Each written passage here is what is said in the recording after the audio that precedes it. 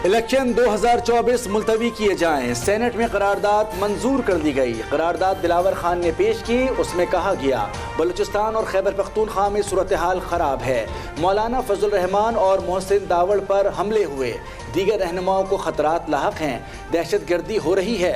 दोबारा कोरोना फैलने का खदशा है। इंतखाबात मुअत्तल करके साजगार माहौल के बाद शेड्यूल जारी किया जाए।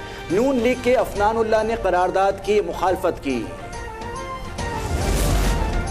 आइन ने ताहयात नाअहली का नहीं कहा, ये हमने कहा है। नाअहली मुद्दत केस में चीफ जस्टिस के रिमार्क्स। उन्होंने कहा कि मुल्क तबाह करने वाला 5 साल बाद अहल हो जाता है। क्या सिर्फ कागजात नामजदगी में गलती हो जाए तो ताहयात नाअहली है?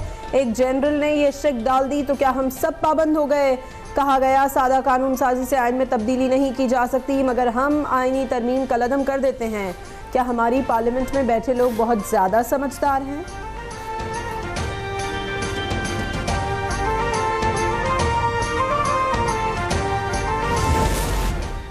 1973 का आइन बनाने वाले ज्यादा दानिशमंद थे।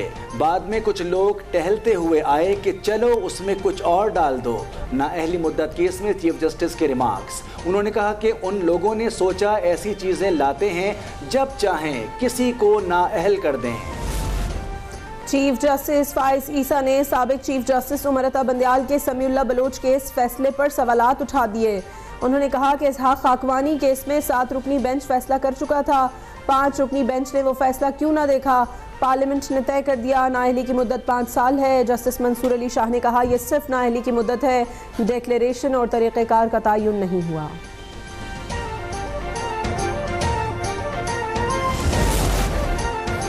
कानून होता तो क्या मुजाहिरीन बलूचिस्तान से यहाँ आते? औरतों और बच्चों को कुछ हुआ तो जिम्मेदार पुलिस और इंतजामिया होगी। इस्लामाबाद हाई कोर्ट के रिमार्क्स।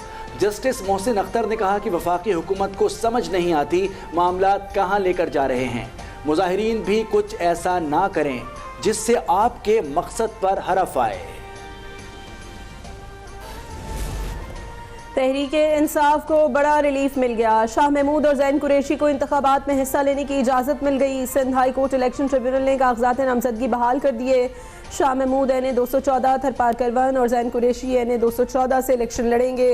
NA 238 से हलीम आदिल के कागजात भी मंजूर।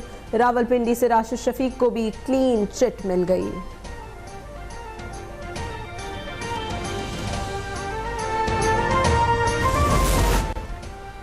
पीपल्स पार्टी सिंध की तमाम नशिस्तों पर उम्मीदवार खड़े करेगी। बेशतर पुराने खिलाड़ी ही मैदान में उतरेंगे। पीपी ने किसी जमात से सीट एडजस्टमेंट नहीं की। चंद दिन में उम्मीदवारों के इंतखाबी टिकट का फैसला कर लिया जाएगा।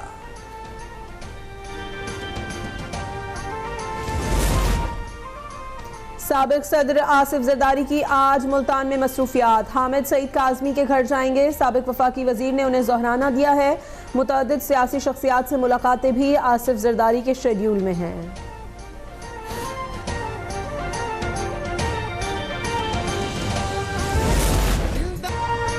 साबिक वज़ीर आज़म जुल्फ़िकार अली भुट्टो का यौम पैदाइश। पीपल्स पार्टी के तहत मुल्क भर में तकरीबात। बिलावल भुट्टो कहते हैं कायदे अवाम के नज़रिए के मुताबिक मुल्क को मजबूत और खुशहाल बनाएंगे। पार्टी उनके मंशूर रोटी कपड़ा और मकान पर अमल करेगी। मेयर मुर्तज़ा वहाब ने कराची में केक काटा। नौजवान फास्ट बॉलर आमिर जमाल की सिडनी टेस्ट में भी शानदार कारकर्दगी। कैरियर बेस्ट बॉलिंग की और 6 शिकार किए। डेब्यू सीरीज में 18 विकेटें हो गईं। पहली इनिंग्स में उन्होंने 82 रन भी बनाए। वो ऑस्ट्रेलिया में निस्फ सेंचुरी और 5 विकेटें लेने वाले पहले कौमी ऑलराउंडर हैं।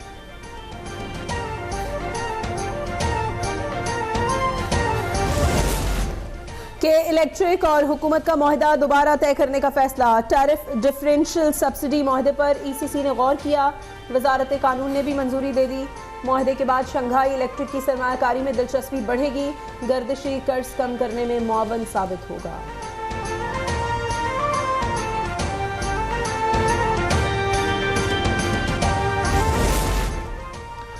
माली साल 2022-23 में मुफ्त बिजली के इस्तेमाल की तफसील सामने आ गई। बिजली कंपनीज ने मुलाजमीन को 10 अरब रुपए से जायद की मुफ्त बिजली दी।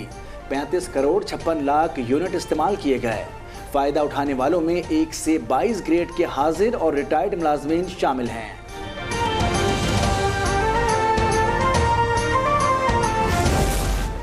IMF की शराइत पर अमल जारी है। फेडरल बोर्ड ऑफ रेवेन्यू की तंजीमें 9 कर दी गई। 8 रुकनी बोर्ड मामलात देखेगा। वजारतों को सेक्रेटरीज, जामियात से 2 माहिर मौशियात शामिल होंगे। इदारे के मुलाजमीन की तादाद में 30% कमी की जाएगी। मुसवदा हतमी मंजूरी के लिए वफाकी काबीना में पेश किया जाएगा।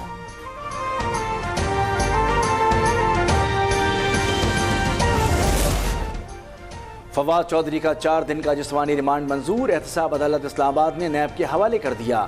9 जनवरी को दोबारा पेश करने की हिदायत। फवाद चौधरी पर जेहलम तामीरी मंसूबे में करप्शन का इल्जाम है।